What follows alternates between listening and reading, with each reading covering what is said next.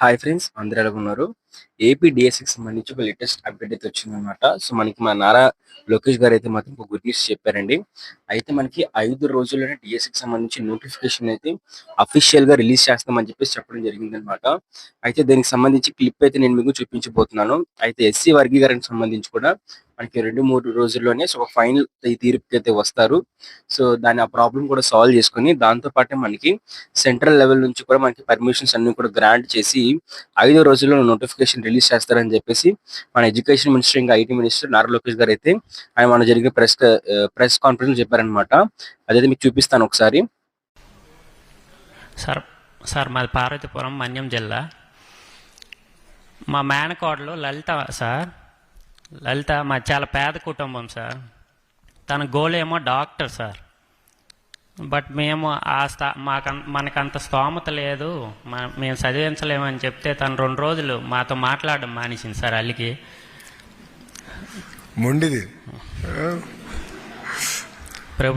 ప్రభుత్వం తరపున సహాయ సహకారాలు అందించి తన ఫర్దర్ స్టడీకి సహాయ సహకారాలు అందించాలని కోరుతున్నాను సార్.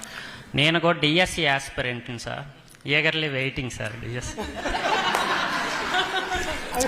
రాజకీయంగా నేను చేయాల్సినంత చేశాను. ఈరోజే వచ్చేటప్పుడు మాట్లాడా సార్తో, విజయ్ సార్తో మేము మాట్లాడాము.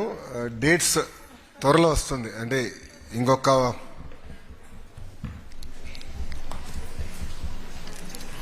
5 రోజులు థ్యాంక్ యూ సార్. నోటిఫికేషన్ విడుదల చేయబోతున్నాం. Thank you. పాపకు వచ్చే ముందర డిఎస్సి విషయంలో నేను కొన్ని చెప్పాల్సిన అవసరం ఉంది.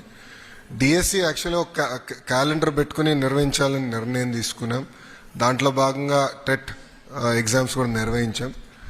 అదైన తర్వాత ఏబీసీ క్లాసిఫికేషన్ వర్గీకరణ విషయం కోర్టులో వచ్చిన తర్వాత అది ప్రక్రియ పూర్తయిందా చేయాలని ఒక నిర్ణయం తీసుకుంటాం జరిగింది.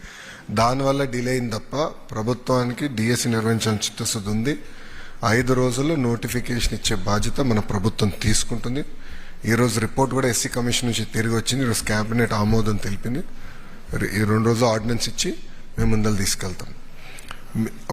మరి దాంతో పాటే రాష్ట్ర వ్యాప్తంగా కూడా మనకి ఎప్పుడైనా సరే ఈ 16,347 పోస్టులకు గాను డిఎస్సి నోటిఫికేషన్ అయితే రిలీజ్ చేస్తామని చెప్పేసి చెప్పడం జరిగిందనమాట.